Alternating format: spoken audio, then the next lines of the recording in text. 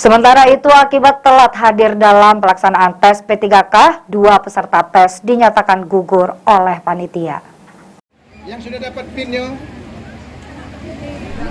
Pada pelaksanaan tes P3K hari kedua untuk tenaga kesehatan dan pendidik yaitu guru, ada 2 orang peserta yang dinyatakan langsung tidak lulus dalam seleksi P3K tahun 2023. Penyebabnya karena menurut Sekda mereka terlambat datang, di mana mereka baru hadir 2 menit waktu seleksi sudah berjalan.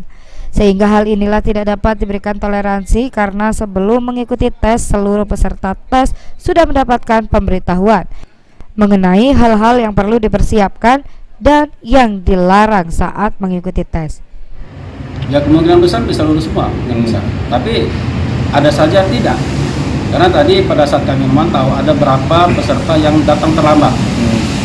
Jadi datang terlambat itu walaupun cuma 2 menit tidak dapat diizinkan. Tadi saya selaku Sekda meminta kepada tim dari BKN untuk diberikan kelonggaran supaya bisa tetap mengikuti ujian, tetapi ternyata tidak.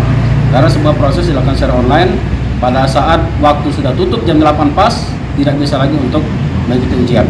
Nah jadi kalau kita lihat dari sini berarti ada beberapa kemungkinan yang tidak lulus peserta, meskipun kuota yang disediakan lebih banyak daripada peserta yang mengikuti ujian. Kedua peserta tes seleksi P3K yang terlambat datang dan dinyatakan gugur ini sudah diberikan peringatan karena kesalahan mereka lakukan sendiri. Setelah ditenangkan, keduanya diperkenankan untuk pulang dan disarankan untuk kembali mengikuti tes seleksi pada tahun berikutnya. Suryadi, PAL TV.